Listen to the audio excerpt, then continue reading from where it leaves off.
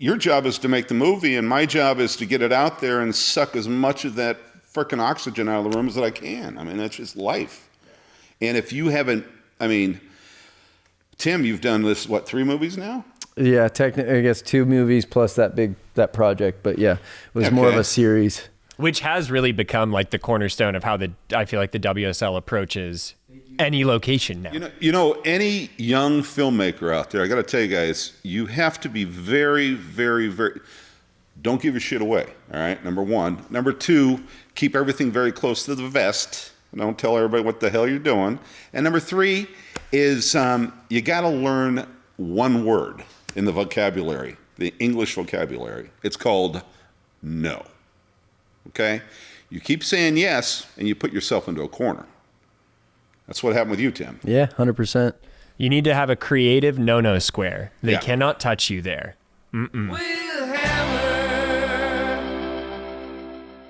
Everyone loves summer, but nobody loves sweaty plums. So use the code WITHHAMMER at manscaped.com and cool your man fruit with the Crop Preserver Ball Deodorant and the Crop Reviver Ball Toner. Don't forget to trim your underbrush with the Lawnmower 4.0 and enjoy a summer of fun thanks to Manscaped. Again, that's code WITHHAMMER for 20% off at manscaped.com. So how did the dirty old wedge, I mean, what was your brain thinking for you even to, I mean, did you even have camera equipment? Did you even have any a knowledge of how this industry even worked at that time, Tim? Yeah, no, I had no background in any filmmaking, anything whatsoever. It was something that I'd always wanted to, the story was something I always wanted to tell. Having been down a wedge since I was a kid, I just saw this amazing group of guys, and in the body surfing community especially, that we were so committed, so passionate for body surfing wedge. I thought the story would be pretty amazing to tell because it was a unique one. And there was a lot of footage that this one guy, Mel, had captured over the years. So I knew we had a treasure trove of footage that was going to be pretty great.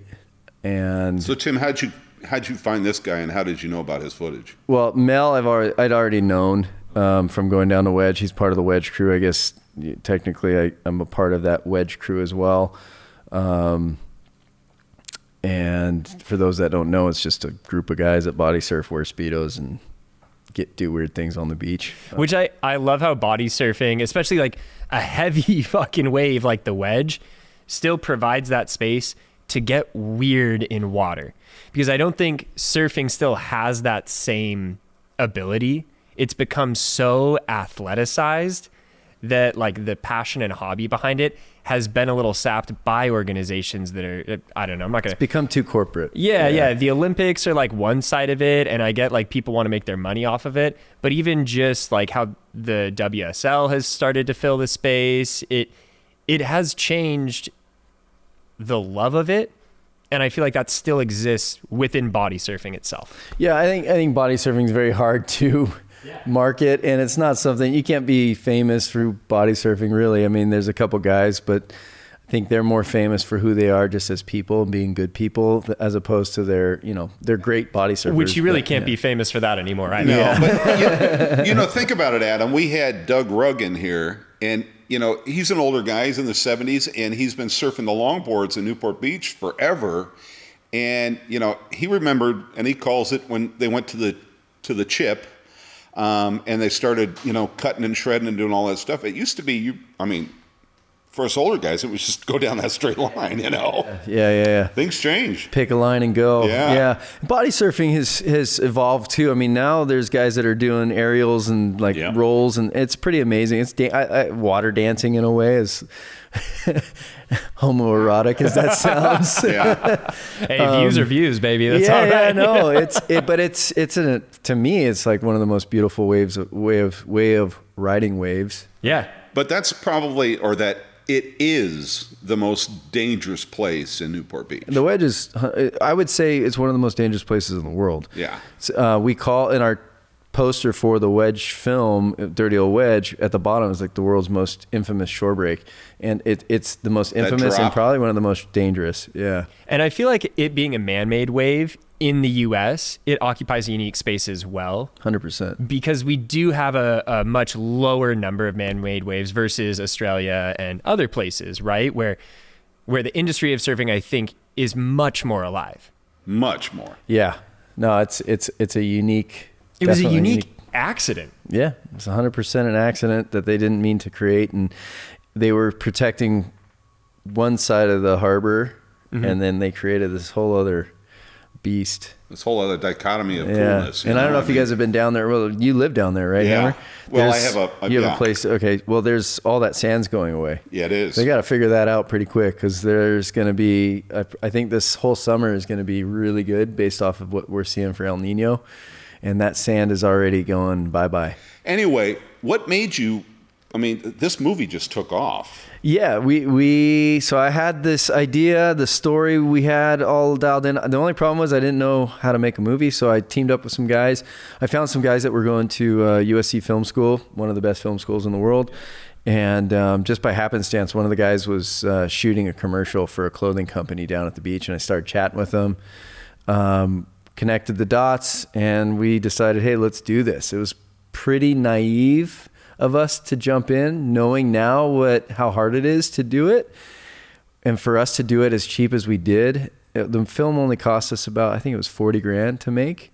Should have cost us at least $200,000 on the low end. Well, $40,000. What was that? Just craft services? I mean, Dude, it was it was a lot of favors, and I guess that speaks to the relationships that we had as the three of us. You know, Right. There was a lot of friends that were all and this whole project was a passion project for everybody. Like the people that I had help us out with the music, people that I had, they all wanted to be a part of it just because it's such a cool story. So you know, it's interesting. All you filmmakers out there, you know, you got to just keep trying because both of the films that Tim did are very spectacular, and if you're a surfer or beachgoer, you gotta check them both out. But don't give up, man, because it's one of those things. Everybody's gonna be pulling at you and wants something from you, and you got to do what Tim did and collaborated with a whole bunch of people that love the same project and made it into something spectacular.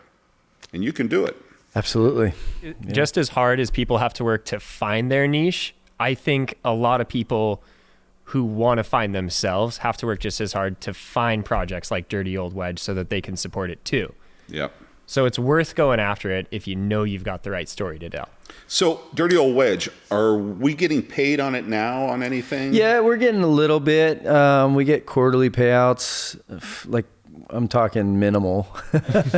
And it's on Amazon? Yeah, you can find it on Amazon. I believe they're showing it on YouTube TV. I think we had a deal with Outside Network. I don't even know if that's a thing anymore. Our contract with our current sales team is up this year, I believe, or maybe next year. And if that happens, then I'm going to try and sell it, hopefully again, to somebody bigger. I know somebody that can help you. So yeah, that would be cool. I think that film, it needs to be on a bigger platform. I think that story, there's so many elements, human elements in the story that we try to intertwine within. People can relate to it, even though surf films are boring for the most part. There's no story in them. It's a lot of surf porn, guys doing cool tricks Right. and all that. And if that's not what you're looking for, it has such a small audience. Yeah. Right. And I also, not to like cut you off, I do want you to go on about that, but like when they get a little too like emotional and storytelling, I also have an issue with that side of Too things. cheesy. Dude. Yeah. Okay, Keanu Reeves. I mean, now that's an exception. That's totally back off, war child. Seriously. All right. Don't go Matrix on your ass. Okay. But again, I mean, about surf films, I think they have to live in this space that gives you a little background history, isn't too Hollywood, and isn't just guys with a really good backhand. The problem with that, Adam, is the whole, surf porn. Yeah. You guys got to add a lot more bikinis to that shit. You know, that's Dude, it doesn't sound like you've watched Lost in America or a lot of things that are out there, because those beach angle shots are... Those 90s films had a lot of that. Oh, they're so good. Yeah, they're classics. I was thinking like Gidget does Hawaii or, Oh, you know, the 60s. You're dating yourself. Yeah, well, that's pretty easy to do. I think Dirty Old Wedge did a really good job of giving the history, and really, like, I don't know, it almost felt like a little precursor, like Momentum Generation's younger brother. You had Lonnie Koch and all these guys in there who really were a part of the Hammer era of body surfing there. Yeah.